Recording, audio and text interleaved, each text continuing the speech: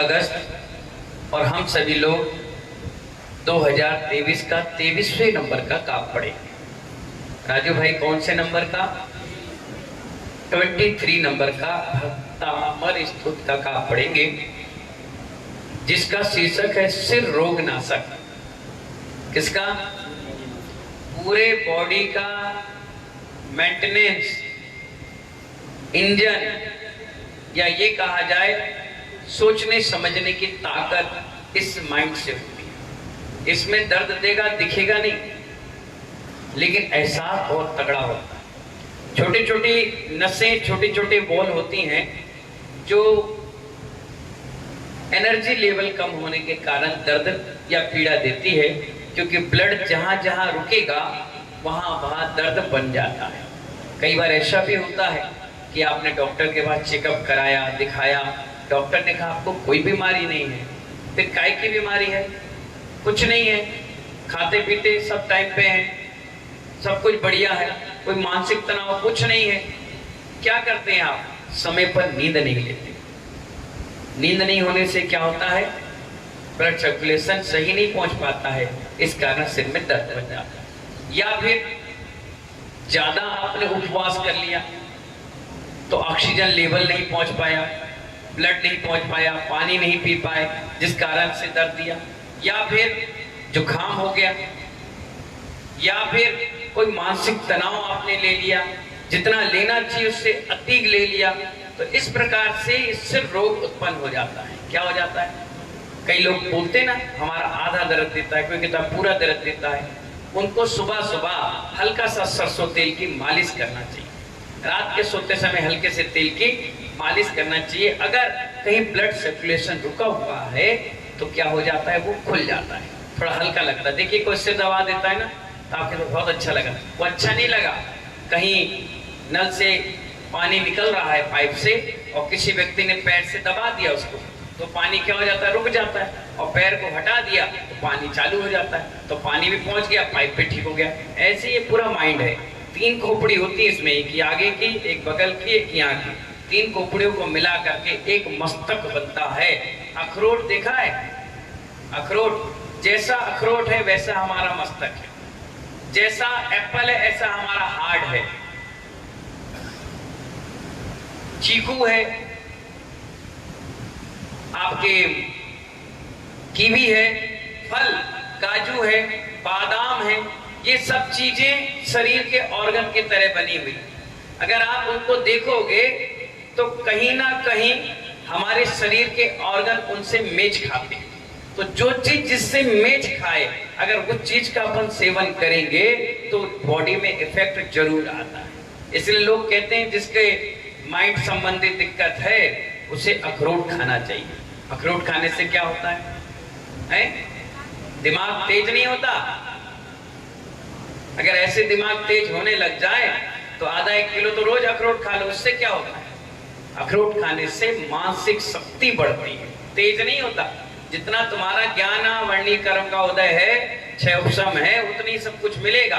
तुम कितनी पुस्तक मस्तक से चिपका कर, मैं कह रहा हूँ गजनी भाई की तरह पूरे शरीर में गुदवा भी लो तो भी कुछ नहीं होने वाला। आप देखिए जिनके माता पिता नहीं होते वही बच्चे मेरिट लिस्ट में आ जाते हैं, और कई के ऐसे हैं जो 6 ट्यूशन पढ़ने के बाद डफर की तरह नंबर नहीं आते। अब क्या कहोगे उनके लिए? अखरोट खिलाओगी, बादाम खिलाओगी, मस्तिष्क मजबूत होता है, मांसपेशियां मजबूत हो जाती है, जिससे सोचने समझने की ताकत आ जाती है। जल्दी डिप्रेशन पे नहीं जाएगा, दिक्कत और परेशानी नहीं आएगी। इसी के कारण हर चीज अलग अलग सिस्टम बनाया गया है। उस चीजों को अगर अपन भोजन में लेते हैं तो फायदा करता है। अब गर्मी में तुमने अखरोट ज्यादा खा लिया तो नाक बहने लग जाएगी ब्लड के साथ, मानसिक तनाव ज्यादा हो जाएगा। गर्मी बहुत गर्म होता है ना, इसीलिए अखरोट को शाम के समय पानी में डाल दिया जाता है। 2 अखरोट डाल दीजिए और सुबह उसको छीलिए और च्युइंगम की तरह चबाइए, चबाते रहिए, चबाते रहिए, चबाते रहिए। जब बिल्कुल मैश हो जाए, बिल्कुल इजीली हो जाए, उसके ऊपर आधा गिलास दूध पी लीजिए तो आपका माइंड बिल्कुल फ्रेश हो जाएगा। ऐसे ही बादाम भी होती है, बादाम भी सिर की मस्तक की मांसपेशियों को मजबूत बनाती है। वो भी कौन सी बादाम? मामरा गरी बादाम। कौन सी बादाम? मामरा गरी बादाम। वो ऐसी बादाम है वो कच्ची नहीं होती, वो पकी हुई होती है। 10 बादाम को शाम के डाल दीजिए और सुबह छील करके बच्चों को दीजिए कि इसको बेटा चबाओ और आधा गिलास दूध पी लो, तो अपना माइंड भी बहुत अच्छा रहता है, शार्प रहता है, ताकतवर रहता है। तो इसी प्रकार इन चीजों का सेवन करने से भी माइंड मजबूत होता है। अब आप बादाम खाते नहीं, आप अखरोट खाते नहीं, और खाते भी हो तो विधि विधान आपका सही नहीं है। उठाया अखरोट और खा लिया, फिर दिक्कत आई, चबाया नहीं ढंग से, दूध नहीं पिया, तो दिक्कत और परेशानियों का सबब बन जाता है। उसकी विधि विधान से अगर आप करेंगे तो आपको कभी उसमें नुकसान नहीं होगा। कोई भी भोजन, कोई भी खाने का पदार्थ कभी नुकसान नहीं करता, उसको विधि विधान से खाइए, ठीक है ना। तो सिर रोग नाशक है। और कई बार ऐसा भी होता है कि पुराना कर्म का उदय हमारा चलता है, हमने किसी के सर फोड़े होंगे, हमने किसी को मानसिक तनाव दिया होगा, हमने किसी को पागल कराए कर दिया होगा, इस कारण से हमारा भी ये इफेक्ट अपने जीवन में पड़ता है।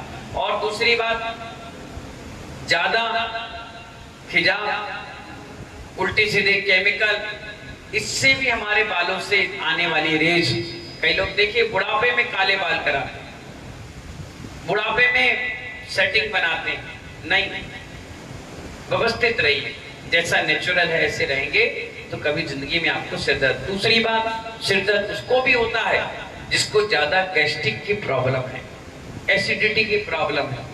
क्या होता है, जो गैस नीचे से निकल जाती है वो ऊपर नहीं चढ़ पाती, और जो ऊपर चढ़ती है वो कहाँ जाएगी, तो सीधे वो माइंड पे अटक करती है। और डॉक्टर चेक करेगा और कहेगा नहीं आपको कोई बीमारी नहीं, क्योंकि वायु कभी कंप्यूटर में आ नहीं पाती, उनकी चेकअप पर नहीं आती, इस कारण से भी सिर दर्द दे देता है। अपने यहाँ क्या है, बाम आम आपने लगा लिया तो आंसू गिर गए, आंसू गिर गए तो आपको ऐसा लगता बहुत हल्का हो गया, हल्का नहीं हो गया, वो ब्लड सर्कुलेशन चालू हो गया, तेज हो गया, और फिर क्या हो गया, जुकाम उखाम रहता है, सिर दर्द दे रहा है, कपड़ा बांध लेता है, कोई बाम लगा लेता है, कोई कुछ कर लेता है। ये सब उपयोग चेंज करने की बात है।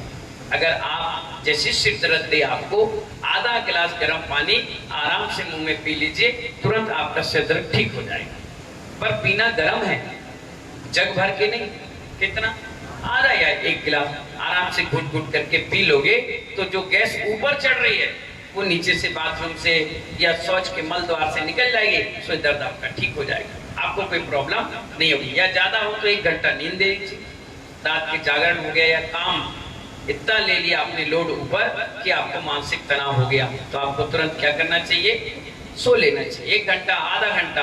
कोई व्यक्ति अगर 2 घंटे की नींद ले लेता है बिल्कुल गहरी, तो दिन भर वो 22 घंटे काम कर सकता है, इतनी अपने शरीर में ताकत होती है। तो आज का जो काम है वो सिर रोग नाशक है, सिर में जितने प्रकार की बीमारियां हैं उसको नाश करता है। दूसरे, आजकल क्लॉट आने लगा माइंड में क्लॉट इसलिए आने लगा क्योंकि आप तला भुना और घी, ऑयली चीज इतना खाने लग गए और पेट साफ नहीं रहता, पानी गर्म पीते नहीं है, एसी कूलर पंखे में दिन भर बैठे रहते हैं। कम से कम सुबह सुबह 1 घंटे धूप में बैठना चाहिए, कच्ची धूप लेना चाहिए, पीठ की धूप लेना चाहिए, जिससे रीढ़ की हड्डी से जाने वाला ब्लड माइंड में जब जाएगा तो पतला रहेगा, गर्म रहेगा। आप देखिए ठंड में घी कैसा हो जाता है, जम जाता है। क्यों जम जाता है? ठंडक के कारण। ऐसे शरीर का मूवमेंट है, पैदल चलिए, उठिए, बैठिए, हिलिए डुलिए, तो शरीर का मूवमेंट बना रहेगा। एक महानुभाव इतने प्यारे आपके डबरा के, वो कह रहे हैं महाराज जी आप इतनी दूर आहार करने जाते हैं, कल से यही चौका लगाएंगे। मैंने कहा मैं चौका मंदिरों में धर्मशालाओं में नहीं लेता हूँ, एक आध दिन कोई मजबूरी कार्यक्रम फंक्शन, उसके बाद दूसरी है। तुम कहो कि रोज के रोज यही चौका ले, नहीं, ना तो मैं प्रमादी बनूंगा और ना तुम्हें प्रमादी बनने दूंगा। अगर मैं 1 किलोमीटर चलकर जाऊंगा तो मेरे शरीर का बॉडी मेंटेन रहेगा, और 1 किलोमीटर चल के आऊंगा तो मेरे पेट में गैस्ट्रिक प्रॉब्लम नहीं बनेगी। मैं भी आऊंगा, जाऊंगा, तुम भी आओगे, जाओगे, और जितने लोग देखते हैं वो हाथ जोड़कर प्रणाम करते हैं कि धन है ऐसी तपस्या जो इतनी गर्मी में भी चलकर आ रही है। ना हमें कोई प्रॉब्लम है, ना आपको कोई प्रॉब्लम होना चाहिए। हाँ, हम कहें कि हमें दिक्कत है, हम चल नहीं पा रहे, हम दिक्कत है, हम दौड़ नहीं पा रहे, हम भाग नहीं पा रहे, इतनी दूर नहीं जा पाएंगे, तब तुम सोचो, तुम अपनी सहूलियता को देखने के लिए, अपनी सुविधा के लिए हमें दुविधा में मत डालो। हाँ, बारिश जोरदार हो जाए, बाढ़ जैसी आ जाए, गर्मी ऐसी नौ तपासी हो जाए, तब भी हम हिम्मत करके पहुंच जाते हैं। इसलिए क्योंकि जब चौका घर पे लगता है महानुभाव, तो पूरे रिश्तेदार आते हैं आहार देने। मोहल्ले में हल्ला हो जाता है कि साधु आपके घर पर आया है और यहाँ लेना है, तो मालूम है किराए के 2 आदमी होंगे और तुम यहाँ से पूजा करके जाओगी, पानी छीटोगी, ना चप्पल उतारोगी, ना कपड़े बदलोगी और कहोगी मन शुद्धि, वचन की शुद्धि और काय की शुद्धि। लेना है लो, नहीं तो जाओ। एहसान करोगे। वो एहसान बेहसन सागर लेना नहीं चाहता। बेहसन सागर जब तक इस चंगाव में दम है, ये पैदल मुद्रिका लेकर जाएगा, शिव विद्या की तरह आहार लेगा और वापस आ जाएगा। मैंने कहा 2-2.5 किलोमीटर कोई दिक्कत नहीं, टाइम से जाएंगे और टाइम से आएंगे। हमारे महाराज भी कहते हैं हम भी जाएंगे। क्या होगा, थक तो जाएंगे, दिन भर तो बैठना है और हमारी आदतें छूट जाएंगी चलने की। बाद में जब चतुर्मास के बाद जाएंगे ना, तो 2-2.5 किलोमीटर में ऐसी कमर दर्द देगी, घुटने दर्द देंगे जैसे तुम्हारे दर्द देते। कल के दिन तुम बिहार करते नहीं, उठते नहीं, बैठते नहीं, तो गाड़ी, मोटरसाइकिल, एसी, कूलर, पंखे वाले बन गए। अब क्या होता है, जब आप चलते हो तो बॉडी का टेम्परेचर आपका गड़बड़ हो जाता है, बीमारियां पकड़ लेती। एक दिन के बिहार में ठस हो जाते हैं।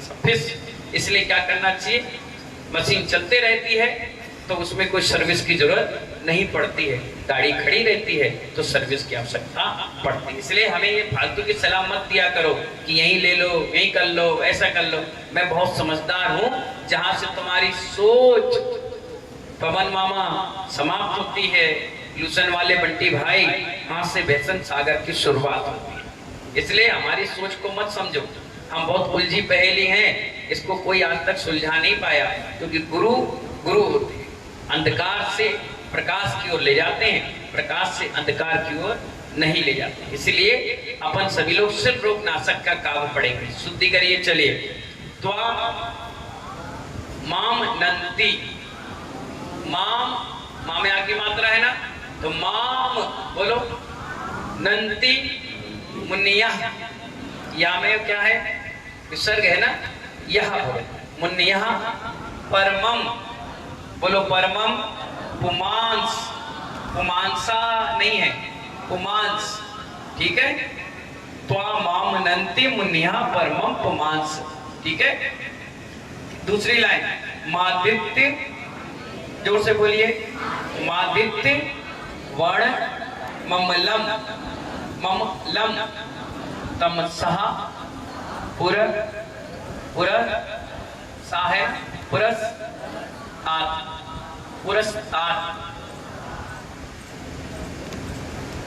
पुरस्तात् हो गया। तीसरी लाइन, त्वमेव सम्य उपलभ्य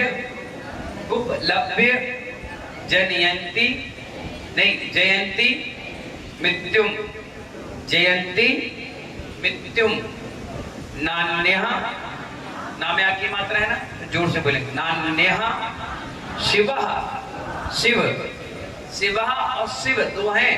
शिवा के बाद बिंदी है तो शिवा शिव, पदस्य मुनिंद्र पंथा, पंथा है ना, पंथा, पंथ नहीं बोली, पंथा। शुद्ध करिए, त्वा माम नंति मुनिया परमम पुमांसा, नहीं पुमांस। फिर से बोलिए, जोर से बोलिए, मादित्य वर्ण ममलम तमसः पुरस्तात् त्वामेव सम्यक् उपलभ्य जयन्ति मृत्युम नान्यः शिवा शिव पदस्य मुनिंद्र पंथा। शुद्ध हो गया, कोई दिक्कत परेशानी तो नहीं। बहुत इजी शब्द हैं और अच्छे से अपन पढ़ेंगे, मन से पढ़ेंगे, लय से पढ़ेंगे तो एक भी अशुद्धि नहीं होगी, ठीक है ना। पढ़े, मैं एक लाइन बोलूंगा, सेकंड आप रिपीट करेंगे। त्वामाम नन्ते मुन्निया परमं पुमांस, जोर से, फिर से, त्वामाम नन्ते मुन्निया परमं पुमांस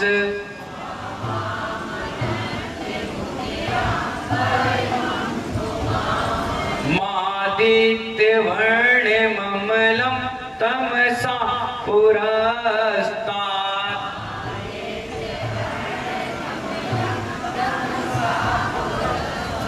से मादित वर्ण ममलम तमसा पुरस्तात्।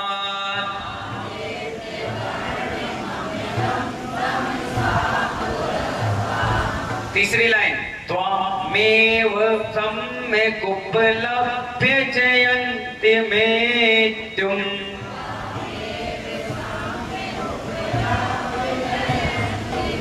फिर से त्वामेव सम्यक् उपलभ्य जयन्ति मृत्युम्।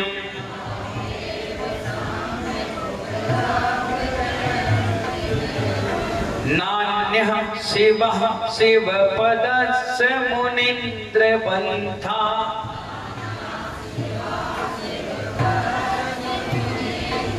फिर से नान्यः शिवः शिवपदस्य मुनीन्द्रपन्था।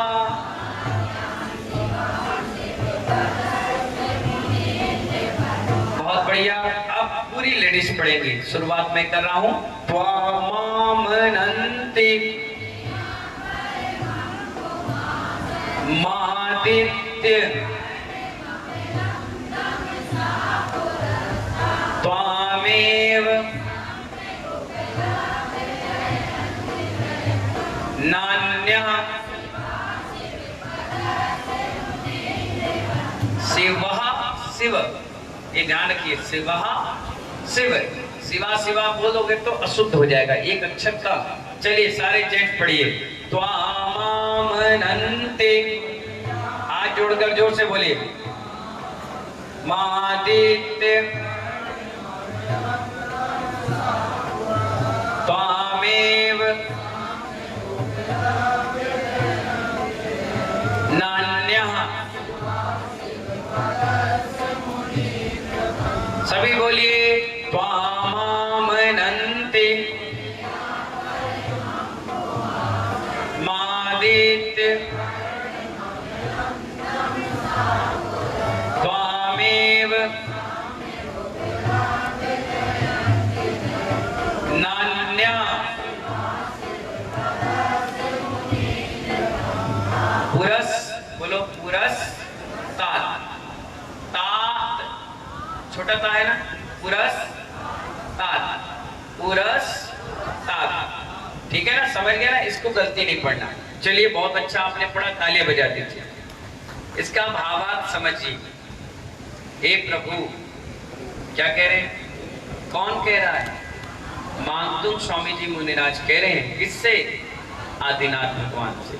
हे प्रभु, तपस्वी जन आपको सूर्य के समान निर्मल मानते हुए, किसके समान?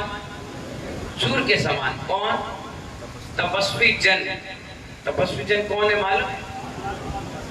जितने भी निर्गंत साधु हैं, जितनी भी तपस्या कर रहे हैं, त्याग कर रहे हैं, संयम का पालन कर रहे हैं, मुनि बन करके यत तत विचरण कर रहे हैं, उनके बारे में कहा है। आपके बारे में नहीं कहा। आपकी तो अभी गिनती नहीं आ रही और आएगी भी नहीं। पूछो क्यों? क्यों? क्योंकि तुम कभी तपस्वी बन ही नहीं पा रहे। इतनी तपस्या नहीं कर पाते हो कि महाराज जी यहां से जाए तो 10 कदम चल पाए। इतनी भी तपस्या नहीं है। इतनी भी तपस्या नहीं है कि कपड़े बदल कर आहार ही दे। इतनी भी तपस्या नहीं है कि ये नियम ले ले कि जब तक निर्गंध का आहार ना हो जाए, जब तक हम कुछ ना खाएं। तुम तो पेट भर के पहले आते हो, बाद में हमसे पूछते आहार हुआ नहीं?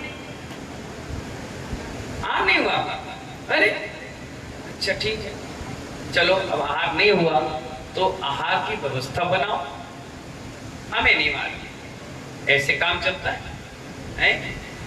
अगर 10 मिनट लाइट चली जाए, बाहर उठ करके बैठ जाओ, बहुत गर्मी लग रही।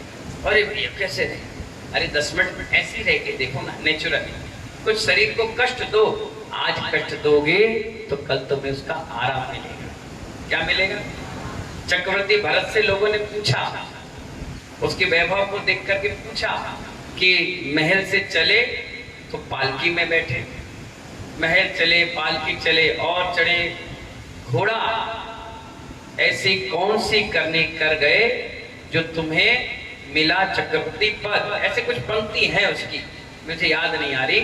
कि महल से चले तो पुष्पों की माला डली रस्ते में, फिर थोड़ी दूर चले तो पालकी आ गई, कुछ दूर चले तो घोड़ा आ गया, कुछ और दूर चले तो हाथी हसवन के असबार मिल गए। क्या किया तुमने?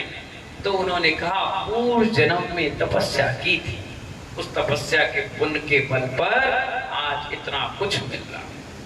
क्या मिल रहा है? तुम तपस्या करना नहीं चाहते, तुम सेवा करना नहीं चाहते, अब फोकट में सब चीज मिल जाए। भगवान के पास भी जाते हो ना तो चावल चढ़ाते हो, तब जाकर नमोस्तु होती है। क्या होती है? हाँ, कोई व्यक्ति ऐसा है खाली हाथ चला जाता है, दामाद भी आता है और बिटिया आती है या बहू आती है तो उसकी भी साड़ी में गांठ बांधी जाती है 500,000 की, और तुम ना बांधो तो घर में जाकर कहती है अगली बार से हम नहीं जाएंगे। क्यों? बेइज्जती कर दी आप। क्या कर दी? बस 500,000 रुपए में बेइज्जती हो गई। बोले हाँ बेइज्जती हो गई, हम नहीं जाएंगे। अरे ये तो छोड़ो, बहुत बड़ी बात बता रहे हैं। शादी के बाद दूसरे दिन बचा हुआ सेव, बासी पूड़ी, बचा हुआ मिठाई, उसे कहते हैं बायनो। क्या कहते हैं? तुम्हारे यहाँ क्या कहते हैं? बायनो कहते हैं। अगर वो रिश्तेदार के पैकेट बांधकर ना दिया तो घर पे उतरते ही 4 गालियां मिलती, गए कहते थे बेइज्जती करवाने की। सड़ी पूड़ी वो खाएगा नहीं, सड़ी मिठाई बची हुई, कई में तो चीटियां भी लग जाती हैं, बचे हुए सो मुरमारा है तो बुड्ढे जैसी दांत में बिना दांत के खा ले। उस थोड़े से सामान के लिए आप सोचते हैं हमारी बहुत बड़ी इंसल्ट हो गई।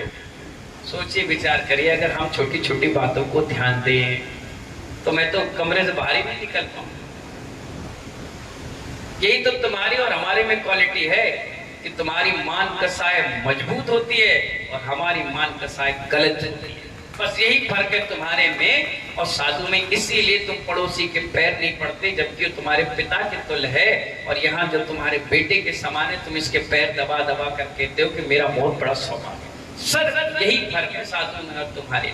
हल्की सी मान कसाय में तुम्हें चोट पड़ जाती है, हल्की सी बात तुम्हें बुरी लग जाती है, हल्के में तुम तनक आ जाते हो, तुनक आ जाती है। यही चीज चतुर्मास में ठीक करने के लिए वर्षा योग होते हैं, बढ़ाने के लिए वर्षा योग नहीं होते। समझ जाना मेरी बातों को। अगला सुनिए।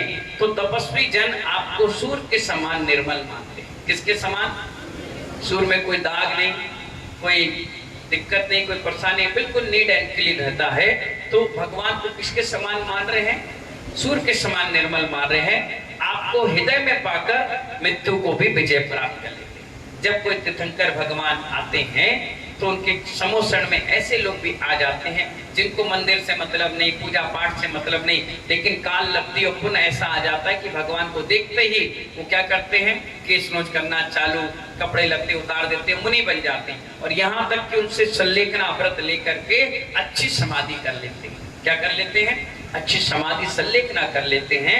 तो वो कह रहे हैं कि आपको पाकर, आपको हृदय में पाकर वो मृत्यु पर भी विजय प्राप्त कर लेते हैं। इसके अलावा दूसरा मोक्ष पद का कोई रास्ता नहीं है। इस प्रकार बहुमान और सम्मान के साथ आदिनाथ भगवान की स्तुति कौन कर रहा है?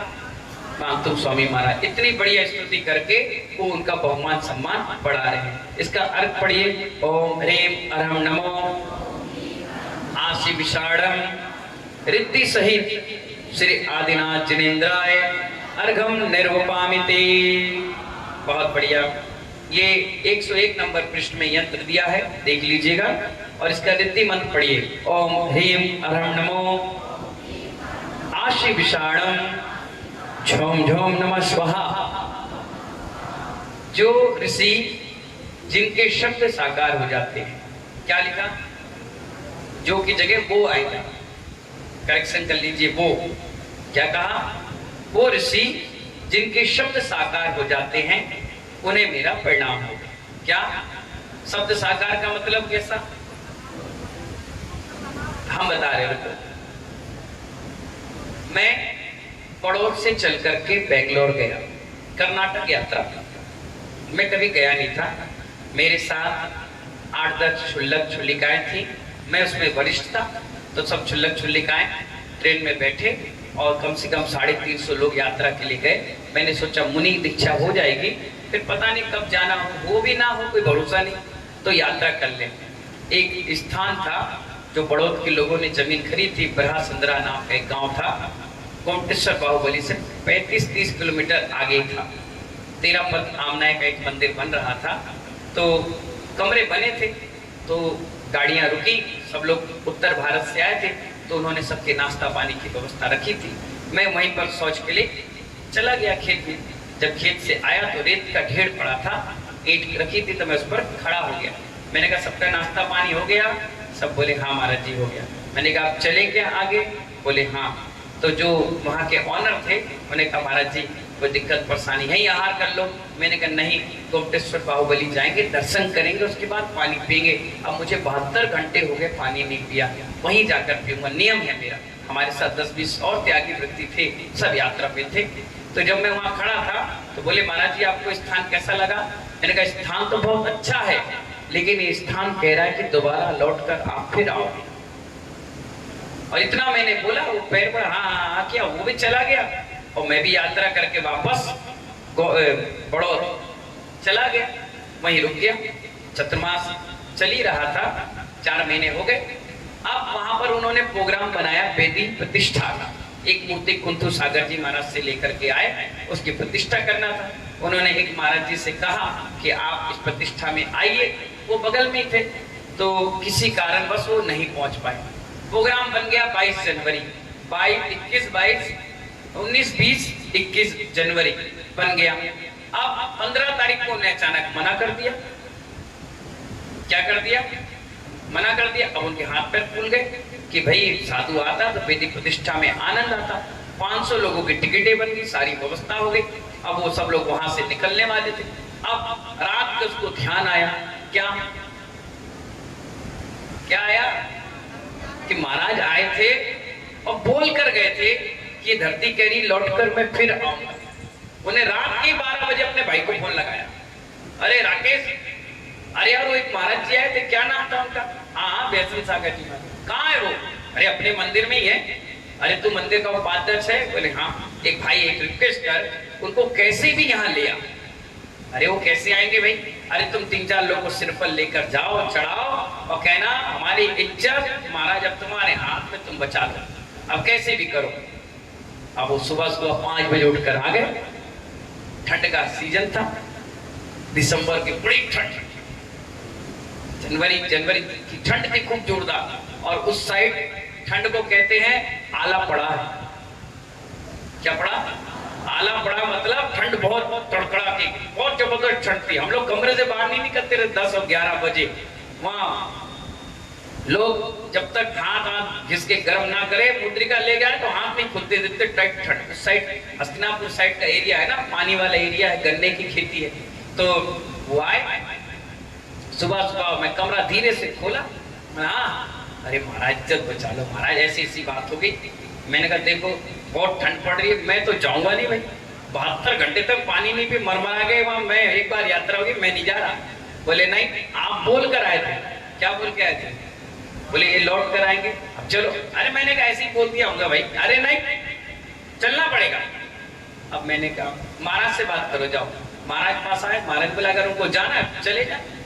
मैंने कहा महाराज मैंने वेदी प्रतिष्ठा व्यवस्था कभी नहीं कराई, पता नहीं हुआ कन्नड़ भाषी है, क्या समझेंगे, कैसे होगा। हम ठीक है, मैं नहीं जा रहा, ठंड है।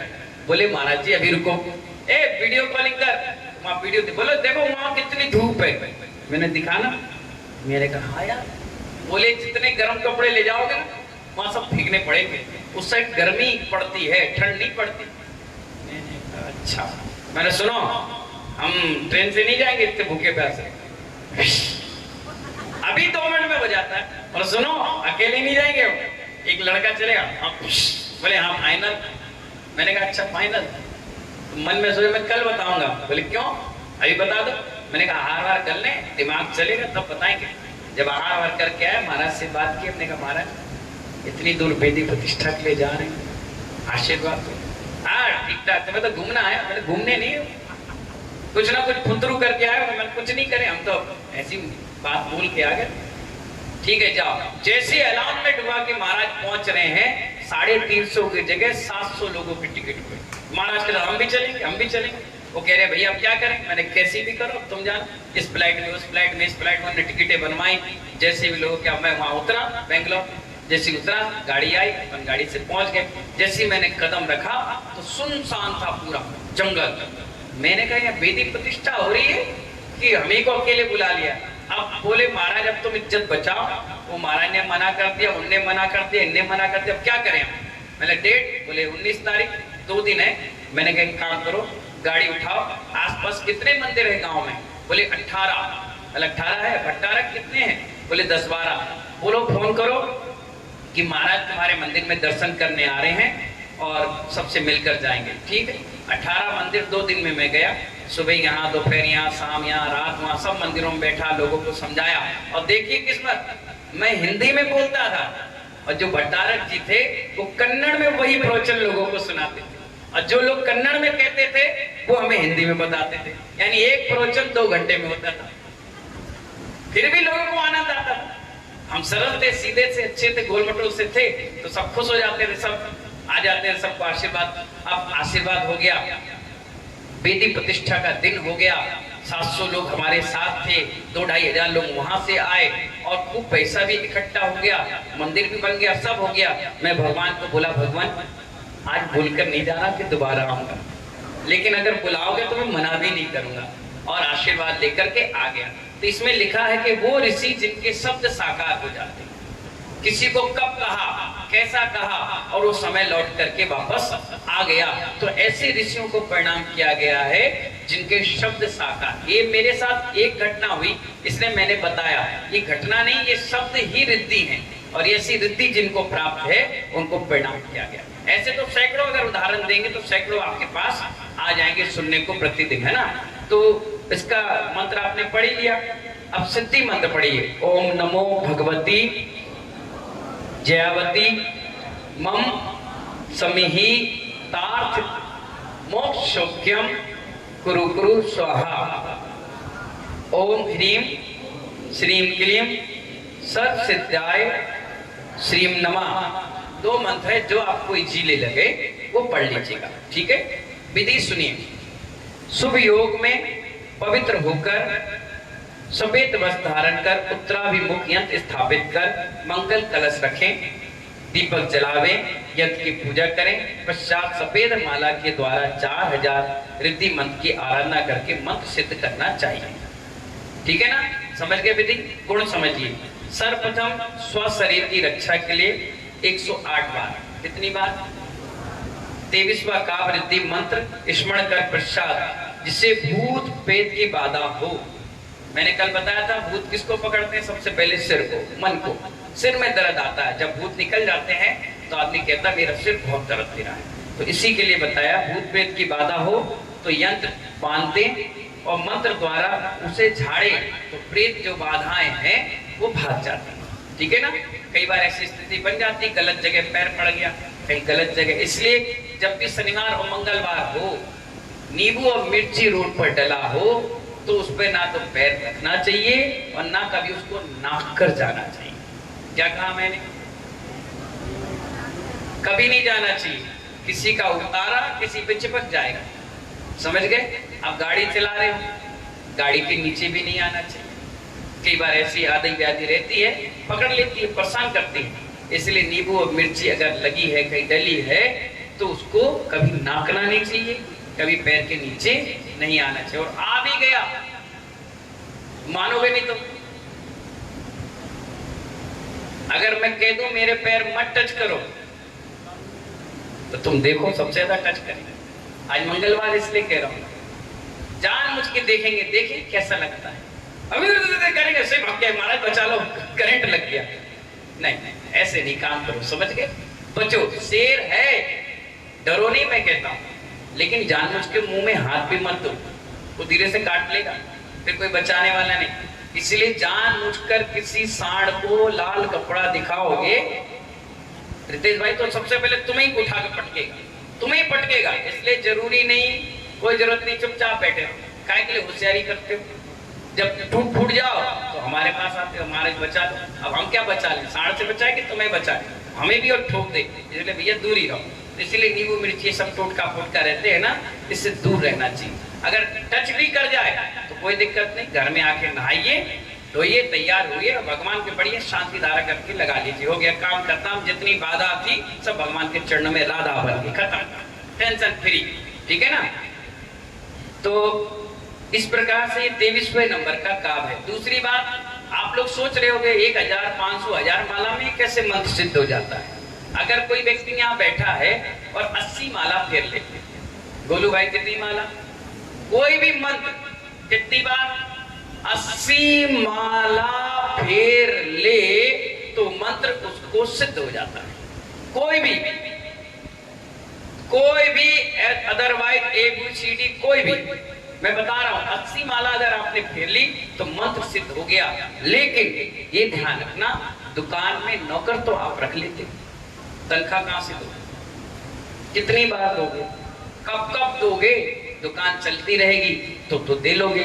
जिस दिन लॉकडाउन लग गया फिर क्या करोगे। ये मंत्र ऐसे हैं, एक बार सिद्ध हो गए, अब उनको नौकरी चाहिए, पैसे क्या चाहिए, तनख्वाह चाहिए। तनख्वाह का मतलब रोज माला फेरना पड़ेगा। आज जवान हो, सोच समझ अच्छी है, बढ़िया हो तो आप माला फेर लोगे। जिस दिन बुढ़ापा आया माला नहीं फेर पाए तो क्या होगा मालूम, नौकर को 1 महीने तनख्वाह नहीं दी, झेल जाएगा, 2 महीने झेल जाएगा, तीसरे महीने नंगा नचेगा दुकान के सामने, गालियां देगा, तुम्हें चिल्लाएगा, कपड़े खींच लेगा, हो सकता है कोई सामान उठाकर ले जाए। ऐसी मंत्र तंत्र के देवी देवता होते हैं। मंत्र फेरते रहोगे वो खुश रहेंगे, मंत्र बोलते रहोगे खुश रहेंगे।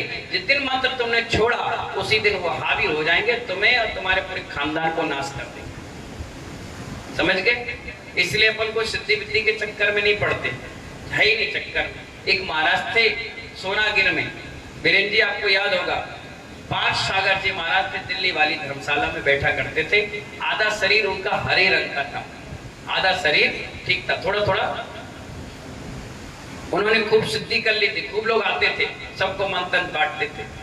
अब अंत समय में क्या हुआ, समाधि से लेखने का समय आया, वो जाप आप करना छोड़ दी। तो देवी देवता इतने हावी हो गए, इतने हावी हो गए कि वो आहार के लिए जाते थे तो ब्लड बन जाता था आहार, लेकिन किसी को दिखता नहीं था, उन्हीं को दिखता था। अंजलि छोड़ देते थे। लोग बोले क्या हो गया महाराज जी, बोले खून है खून है खून है। बोले पानी है, कहाँ है खून। वो थोड़ी देर भरे, कहाँ चला गया, अंतराय हो गया। दूसरे दिन गए तो मल बन गया, 1 नंबर 2 नंबर वाला, छोड़ दिए। तीसरे दिन कुछ मांस का टुकड़ा दिख गया, कभी कुछ, और मुनि महाराज को ऐसी चीज दिखेगी तो क्या होगा, अंजलि छोड़ देंगे। और छोड़ दिए तो बस अंतराय हो गया, अंतराय हो गया। 7 दिन के बाद उनकी समाधि हो गई। इसलिए साधुओं को कहा गया कि आप फालतू के मंत्र तंत्र के चक्कर में ना पड़े। ये मत सोचो कि वैष्णव सागर के इनको मंत्र तंत्र आता नहीं है, ये अंगूठा छाप बेवकूफ है। नहीं, गुरुजी ने सब कुछ सिखा पढ़ा लिखा कर मजबूत बनाकर भेजा है कि आपत्ति विपत्ति कोई ऐसी संकट की घड़ी आ जाए तो इसका प्रयोग करना, लेकिन दुकान खोल करके मत बैठ जाना। क्या कहा, दुकान खोलकर बैठ मत जाना कि कल के दिन ही आ जाए गोहद वाले, महाराज हमें कोई छिला आपके पाके दो, ये नहीं चलता यहाँ पर। हमने आपको कह दिया आशीर्वाद बहुत बड़ी बात। अभी आएगा मुनि महाराज ऐसे बैठे और आपने नमस्ते क्यों नहीं हो देख लिया तो समझ जाओ बहुत बड़ा काम हो गया, बहुत बड़ा काम हो गया। हाथ उठा के आशीर्वाद बोल दिया, मुंह से नाम ले लिया, पिछी लगा दी, यार आपको कमंडल पकड़ा दिया, या आपके घर पे आहा करके आया, बोले आशीर्वाद धन बंदी रस्तु, यानी बहुत बड़ी बात है। बस इससे ज्यादा उनको पेरो मत, ज्यादा परेशान मत करो। ज्यादा परेशान करोगे मन खराब होकर आशीर्वाद दे दे तो हो सकता है कुछ गड़बड़ भी हो जाए। समझ रहे हो। इसलिए बड़ी शालीनता के साथ आराम के साथ आशीर्वाद दो, फलो फूलो, आगे बढ़ो, कुछ सीखो, तब तो बात है। हमें सिखाओगे तो हमारी माँ ने भी मुझे सिखाया था कि घर में रहो, पढ़ो लिखो। हमने उनकी नहीं मानी तो तुम कौन, तुम कौन जिसने राजेंद्र बाबू 9 माह उल्टा पेट में रखा। 16 साल 17 साल की उम्र में उन्होंने अपने पेट में उल्टा रखा और 9 माह खा पी करके जितनी रोटी वो खाती थी एक एक्स्ट्रा खाती थी कि मेरा बेटा बच्चा जो भी हो मजबूत हो। और अपना शरीर का अंग काट काट करके उसको पाला पोसा बड़ा किया, 16 साल तक उम्मीद लगा के रखी कि बुढ़ापे में साथ देगा। जब हम उनके नहीं हुए तो तुम्हारी 2 रोटी के चक्कर में कैसे हो जाएंगे? कैसे हो जाएंगे? जब उनके नहीं हुए तो तुम्हारे कैसे हो जाएंगे? तुम खूब कहो, लेकिन मैं कभी नहीं कहता कि तुम मेरे हो। मैं तो उनको कहता हूं मेरे हो जो मेरे जैसे बनकर यहां बैठे। तुम कौन? रात के आलू खा रहे हैं? बोतल खोल कर पी रहे, दिन भर बैठे फूक के आ रहे, आप ब्रह्म का सेवन कर रहे, सारे सटकर्म तुम कर रहे हो, कह रहे कि मैं मेरे, क्या के तुम मेरे? तुम्हारे जैसे बहुत आते, हमें जरूरत नहीं है ऐसे लोग। हमें तो चारित्र के धनी की जरूरत है, जो बैठे तो 4 लोग कहे वाह महाराज आपका वर्षा योग हुआ, तो हमारे बीच से इतने सारे त्यागी तपस्वी बन गए, इतने सारे ज्ञानी बन गए, इतने सारे लोग सीखने वाले बन गए। तब गुरु को खुशी होती है, हाँ हमने वर्षा योग किया तो इतने सारे लोग सुधर गए। अब सुधर नहीं गए, हमें सुधारने आ गए तो फिर क्या मतलब? नहीं, ऐसे काम मत करो। ठीक है, ये पहला काम आपका कंप्लीट हो गया। बोले महावीर भगवान की